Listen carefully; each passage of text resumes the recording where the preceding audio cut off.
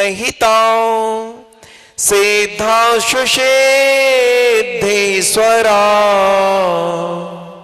आचार्याजिन शासनोन्नति करा पूजा उपाध्यायिका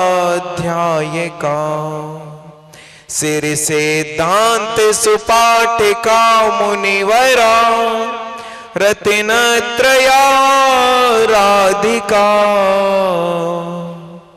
पंचैते परमेष्टिना प्रतिदिनं कुर्वन्तु ते मंगलम् कुर्वन्तु नो मंगलम् कुर्वन्तु मे मंगलम्। माज मंदिर के मूल नायक पार्श्वनाथ भगवान की जय। संत आचार्य परमेश्वरी विशुद्ध सागर जी महाराज की बोले। परम पूज्य मुनि श्री 108 सुप्रभ सागर जी महाराज की बोले। मुनि श्री 108 प्रणत सागर जी महाराज की बोले। मुनि श्री 108 सहज सागर जी महाराज की समीचीन विकल्पों के सम्यक समाधान के लिए ये कार्यक्रम चल रहा है, सम्यक समाधान। और यह कार्यक्रम पारस चैनल पर 6 तारीख से 6 मार्च से प्रारंभ होगा, जो 4 बजे से प्रारंभ होगा। और YouTube पर सुप्रभ उवाच चैनल के माध्यम से 5:13 पर देख सकते हैं। इस कार्यक्रम में आप सभी के प्रश्नों का उत्तर हमारे परम पूज्य मुनि श्री 108 सुप्रभ सागर जी महाराज के द्वारा दिए जाते हैं। और भी जिन किसी के भी प्रश्न हो तो वो गुरुदेव से प्रश्न रख सकते हैं। अब मैं परम पूज्य मुनि श्री 108 प्रणत सागर जी महाराज के चरणों में कोटि कोटि बार नमोस्तु करते हुए गुरुदेव से निवेदन करते हैं कि हे गुरुदेव, आप विधिवत रूप से ये कार्यक्रम प्रारंभ करें। नमोस्तु गुरुदेव, नमोस्तु नमोस्तु। ओम नमः सिद्धेभ्यः। पंच परमेष्टि भगवान की परम पूज्य आचार्य भगवंत गुरुवर विशुद्ध सागर जी मुनि महाराज की परम पूज्य मुनि श्री सुप्रभ सागर जी महाराज की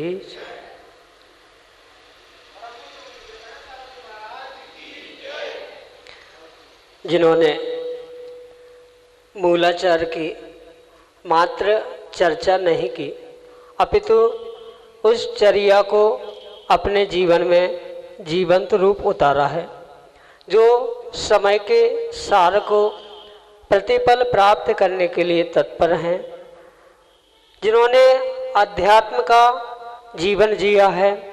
ऐसे आचार्य भगवंत गुरुवर विशुद्ध सागर जी महाराज का हम सभी स्वर्णिम जन्म जयंती वर्ष मना रहे हैं।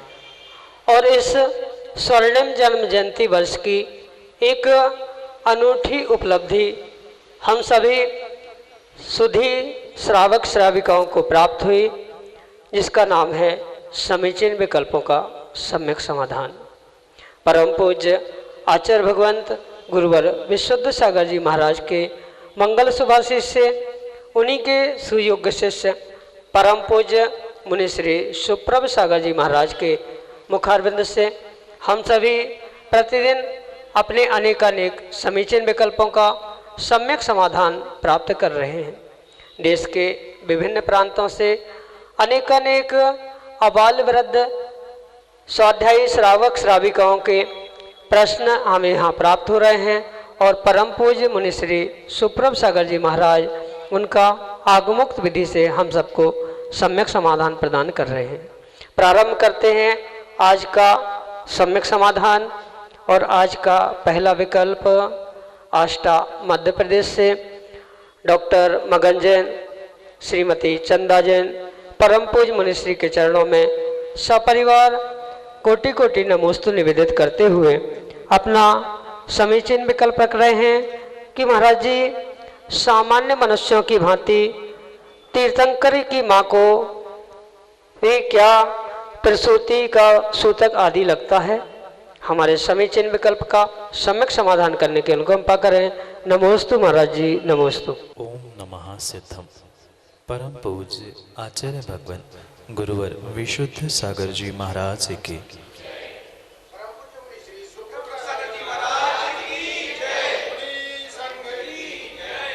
आगम में जो आचार्य भगवंतों ने सूतक पातक आदि का विधान हम सभी के लिए बताया है, वह मात्र एक सामान्य जीवों के लिए बता है, ना कि किसी महापुरुषों के निमित्त से बता है।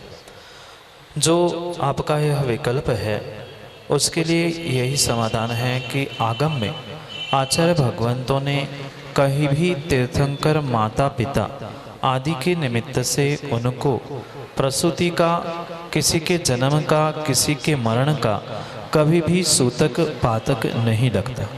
इसलिए नहीं लगता क्योंकि वे महापुरुषों के श्रेणी में आते हैं और जो शलाका पुरुष और महापुरुष हुआ करते हैं उनको किंचित भी किसी भी प्रकार से सूतक पातक नहीं लगा। जैसे चक्रवर्ती भी है, उनकी 96,000 रानियां होती और उन 96,000 रानियों में से कभी ना कभी किसी के बेटे का जन्म हुआ या किसी का कुछ सूतक, तो जीवन भर कभी उस चक्रवर्ती आदि महापुरुषों के सूतक पातक का काल समाप्त ही नहीं हो सकता। इसलिए मात्र और मात्र उन महापुरुषों के निमित्त से ही आचार्य भगवंत कहते हैं कि उन महापुरुषों को मात्र सूतक पातक नहीं लगता, अपितु वर्तमान में जितने भी सामान्य जीव है उन सभी सामान्य जीवों को जन्म का, मरण का आदि आदि सभी प्रकार का जो आगम में उल्लेखित सूतक पातक है वह परिपूर्ण रूप से लगता है और लगता रहेगा।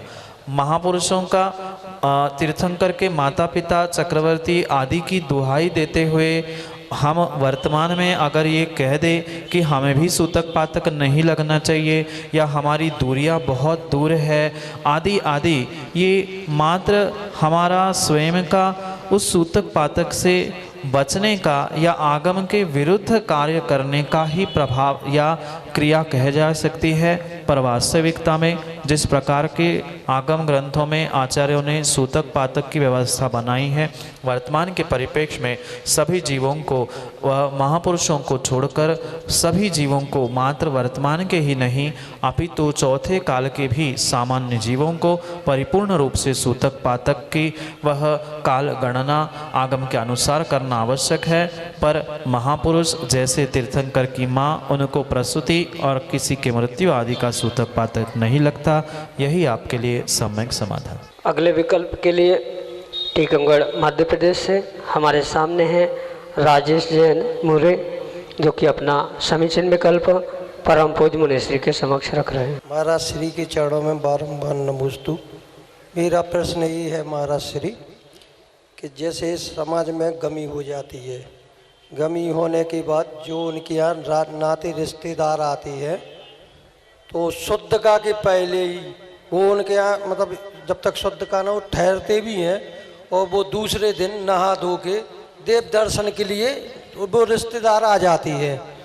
और अगर उनसे बोलो कि आप मंदिर नहीं जाओ तो वो बोलते हैं कि हम इस घर के नहीं हैं। तो ये क्या सही है या गलत है?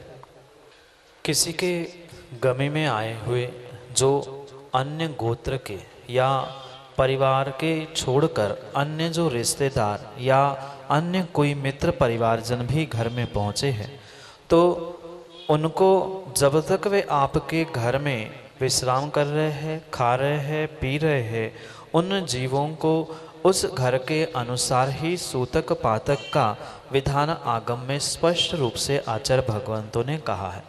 कोई माने नहीं माने, वह उस जीव की स्वयं की भूल अवश्य हो सकती है, पर आगम के परिप्रेक्ष्य में यही परम सत्य है कि वह आपके रिश्तेदार जो आपके घर में रुके हैं और भोजन आदि कर रहे हैं, नहा रहे, धो रहे हैं, आपके सामग्री का, भोजन का, द्रव्य का प्रयोग कर रहे हैं, तो वे किंचित भी कम से कम शुद्धि का होने तक तो मंदिर में जा ही नहीं सकते।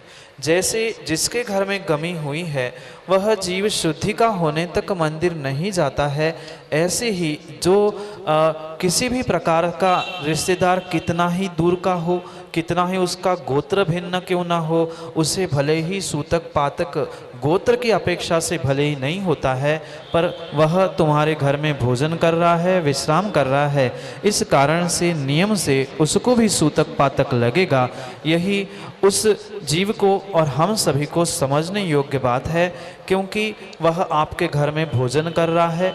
जिस सूतक पातक वाले घर में जीव भोजन करता है, उसको भले ही वह कितना दूर का क्यों ना हो, पर उसको उस घर में भोजन पानी करने के निमित्त से तत्काल तक वह सूतक पातक की व्यवस्था आगम में आचार्य भगवंतों ने बताई है। इसलिए यह कार्य करना उचित नहीं है। शुद्धिका के बाद में भी अगर वे आके भोजन कर रहे हैं, तो जैसे घर में रहने वाले जिसके घर में गमी हुई थी, उनको जिस प्रकार का सूतक है, यानी 3 दिन की शुद्धिका के बाद भी मंदिर में मात्र दूर से दर्शन करने की जो व्यवस्था है, वैसे ही वे रिश्तेदार शुद्धिका के बाद भी दूर से ही दर्शन कर सकते हैं। शुद्धिका नहीं हुई है तो वे दर्शन करने भी मंदिर अंदर तक नहीं पहुंच सकते, और बाद में भी जिस घर में रह रहे हैं, भोजन कर रहे हैं, उनके ही अनुसार उनको सूतक पातक की व्यवस्था आगम में आचार्यों ने बताई है। यही आपके लिए सामयिक समाधान। अगले विकल्प के लिए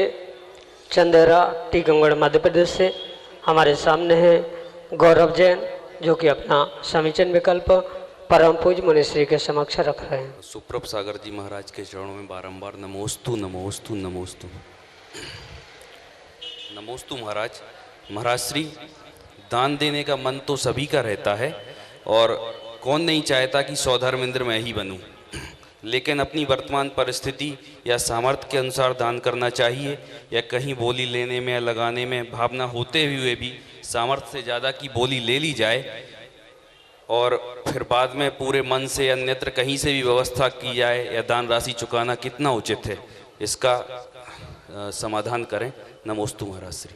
गौरव भाई, बहुत अच्छी बात है कि हर व्यक्ति दान देना चाहता है, और जिसके मन में दान देने की प्रबल भावना है, वह नियम से उस कार्य को संपादित करता है। पर ये बात भी जीवों को, व्यक्तियों को और आपको स्पष्ट रूप से समझने योग्य है कि आचार्य भगवंतों ने दान देने के लिए बहुत अच्छी व्यवस्था बताई है। जैसे कि आपने भी पूजा में पढ़ा होगा कि दान देय मन हर्ष विषय के। दान देने पर जीवों को हर्ष होना चाहिए, आनंद आह्लाद होना चाहिए कि मैंने दान दिया है, ना कि दान देने पर घर जाकर खेद हो। यह व्यवस्था आगम के परिप्रेक्ष्य में आचार्यों ने कहीं भी नहीं कही। स्पष्ट ही कह दूँ तो आचार्य भगवंत स्पष्ट कहते हैं, जो 4 प्रकार की दान की व्यवस्था बताई है, औषध, शास्त्र, अभय, आहार, और 7 स्थानों में जो 7 स्थानों में जो दान की व्यवस्था बताई है, वहाँ प्रत्येक स्थान पर जो आचार्य भगवंत कहते हैं कि जीव को अपने शक्ति के अनुसार ही दान करना चाहिए, ना शक्ति से कम करे ना शक्ति से अधिक करे। शक्ति से कम कर रहे हैं तो आचार्य भगवंत उस शक्ति से कम करने वाले जीवों को लुटेरा कहते हैं, और शक्ति से अधिक करने वाले पर दूसरे से ऋण लेकर, दूसरों से भीख मांगकर, दूसरों से कर्जा लेकर, या घर की कुछ व्यवस्थाओं को डिस्टर्ब करते हुए अगर दान दे रहा है, तो वह भी उसके लिए दान नहीं कहा गया।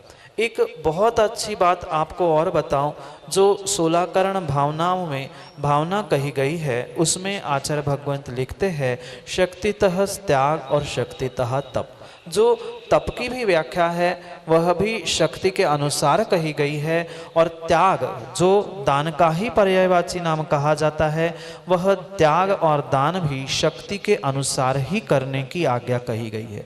क्योंकि आप स्वयं अनुभव करना, शक्ति से अधिक भले ही कितने ही भाव हो, पर भाव होना भिन्न विषय है, पर अपना उतना अगर ओढ़ना और बिछोना नहीं है, और उससे अगर ज़्यादा हमारे पैर निकलेंगे तो हमारा रोज़मर्रा की ज़िंदगी उस दान के निमित्त से डिस्टर्ब हो जाएगी।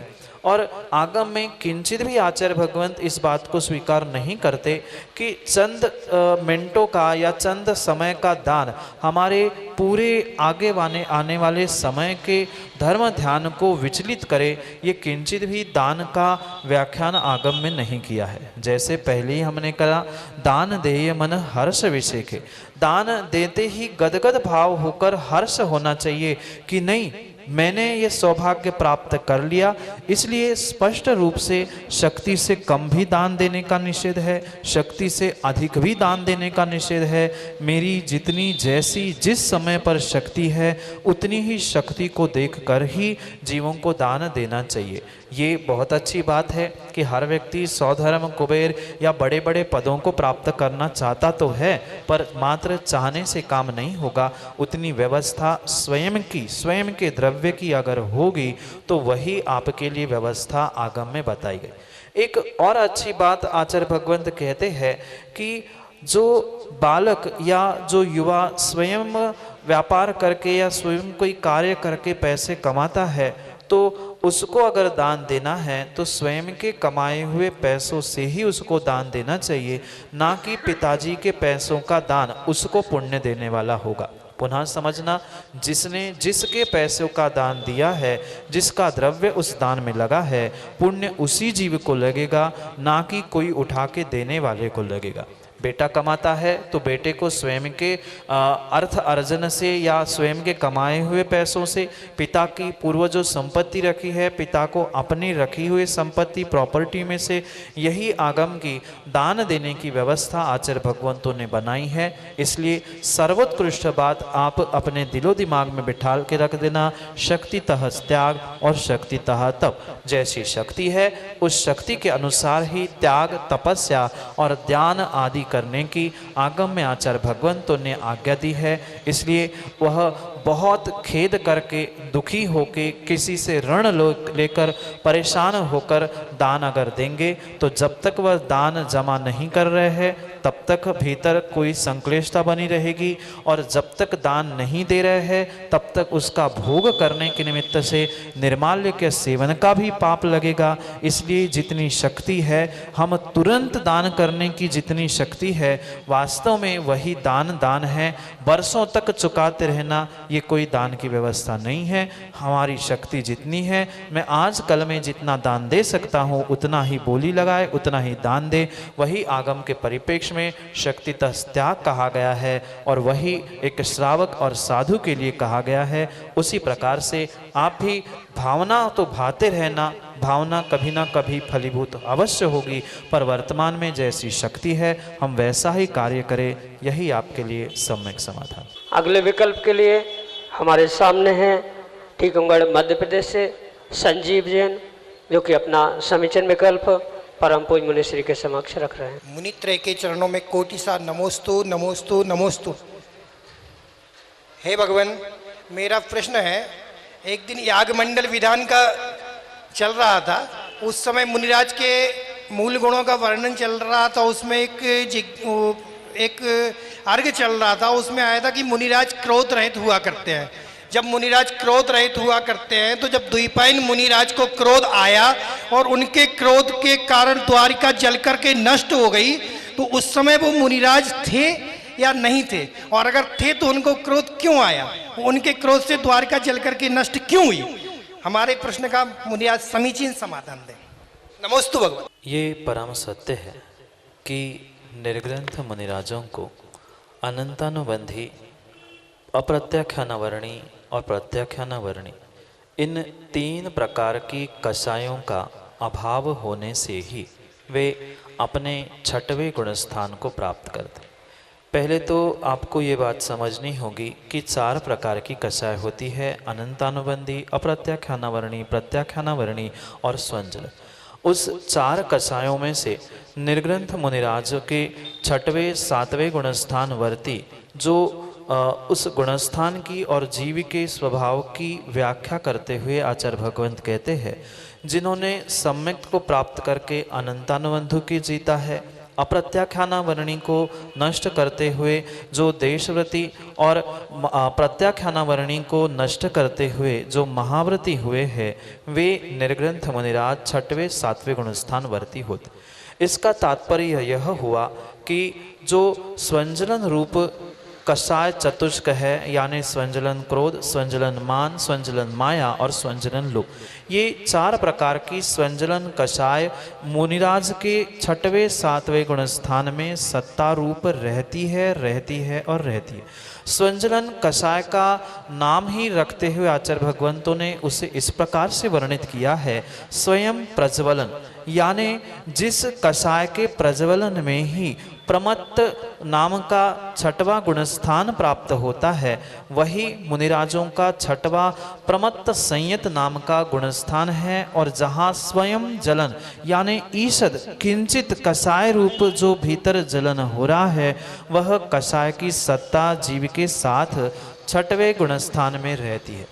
जो आपने यागमंडल विधान आदि में सुना हो, पढ़ा हो, वहाँ पर जो क्रोध का अभाव या कषाय का अभाव कहा गया है, वह 3 चतुष्क के निमित्त से कहा गया है, यानी अनंतानुबंधी और अप्रत्याख्यानावर्णी और प्रत्याख्यानावर्णी, इन 3 प्रकार के कषायों का उनका अभाव होने से उनका व्याख्यान करते हुए आचार्य भगवंत कहते हैं कि उनका स्वभाव क्रोध रहित होता है। पर जो 48 मिनट यानी अंतर मुहूर्त तक जो स्वंजलन कषाय का परिणमन चलता, जो स्वंजलन कषाय बताई गई है, वह स्वंजलन कषाय 48 मिनट के या अंतर मुहूर्त के भीतर ही उसका परिणमन होता है। जो यागमंडल आदि के निमित्त से आपने यह पढ़ा है, वह जैसे हमें अभी कहा 3 कषायों के अभाव में कहा है, वहाँ निर्ग्रंथ मुनिराज की स्वंजलन क्रोध की सत्ता थी। जो द्विपायमान मुनि का दृष्टांत आप दे रहे हो, बहुत सारे जीवों को इस विषय पर बहुत बड़ी शंका है कि वे मुनिराज कैसे संभव थे, क्योंकि वह जो रिद्धि प्रकट हुई थी, क्योंकि वे मन से उनका द्विपायमान मुनि के द्वारा वह द्वारिका जल नहीं प्रज्वलित हुई है, अपितु उन्होंने जो उस रिद्धि को प्रकट किया था, उस रिद्धि के द्वारा ही जो उनकी तेजस पुतला निकला था, तेजस जो रिद्धि होती है वो तेजस रिद्धि के द्वारा तेजस पुतला निकला और तेजस पुतले के द्वारा वह द्वारका जली थी, ऐसा पुराणों में आता। और ये रिद्धि जो होती है किसी द्रव्यलिंगी मुनिराज को नहीं होती, अपितु रिद्धि मात्र भावलिंगी निर्ग्रंथ मुनिराज को ही हुआ कर। तो इसका सीधा यही हल निकलता है कि 6वें गुणस्थानवर्ती जो सच्चे भावलिंगी निर्ग्रंथ मुनिराज होते हैं, उनकी स्वंजलन कषाय की इतनी तीव्रता होती है कि वह तीव्रता के निमित्त से वह अशुभ तेजस पुतला निकलता है और द्वारका के साथ जैसे दीपायमान मुनि को स्वयं को भी वह नष्ट करके भस्म कर देता है। बहुत अच्छी बात यह समझनी होगी, जब तेजस पुतला क्रोध के यानी स्वंजलन क्रोध के आवेश में जो स्वंजलन कषाय की तीव्रता के निमित्त से द्विपायमान मुनिराज का तेजस पुतला अशुभ तेजस पुतला निकला था, उस समय पर वह निर्ग्रंथ मुनिराज सच्चे भावलिंगी थे।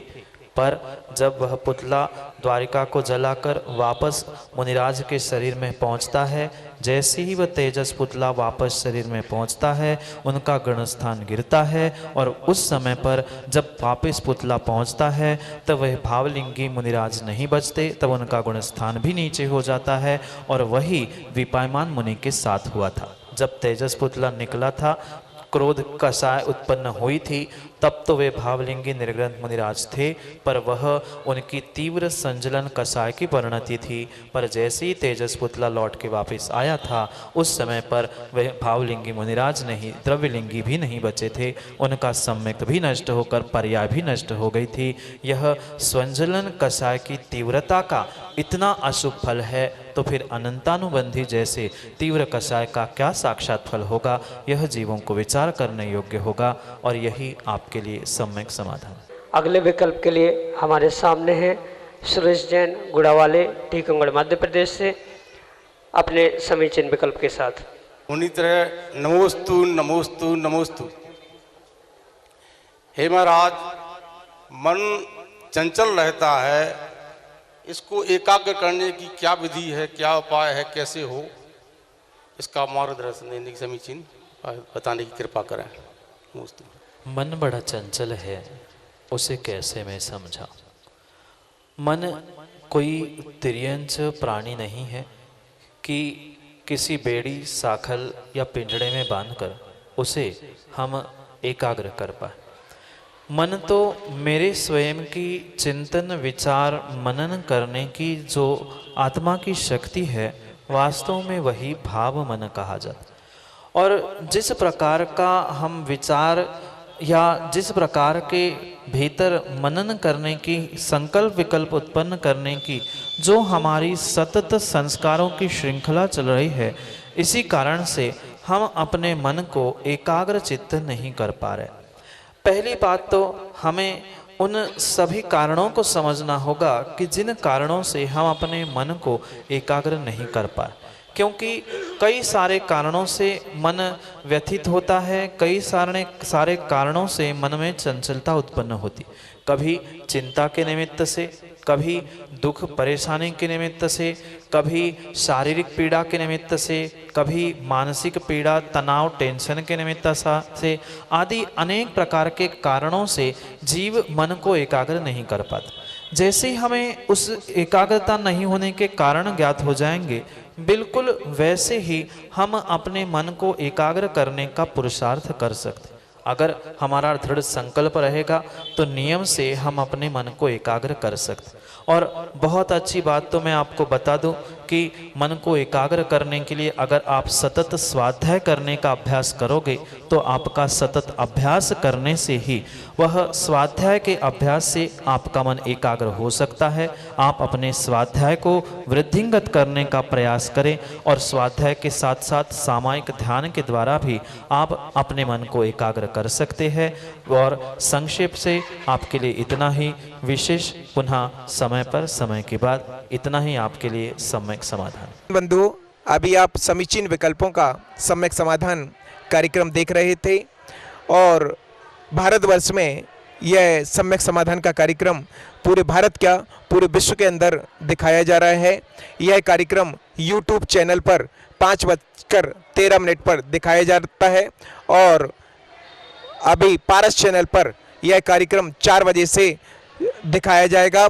6 तारीख से यह कार्यक्रम प्रारंभ होगा। सभी महानुभाव बंधुओं से अनुरोध है, जो भी हमारे भैया लोग प्रश्न आदि पूछना चाहते हैं वो इस कार्यक्रम के माध्यम से अपने प्रश्न का सम्यक समाधान प्राप्त कर सकते हैं। जय जिनेंद्र बंधु।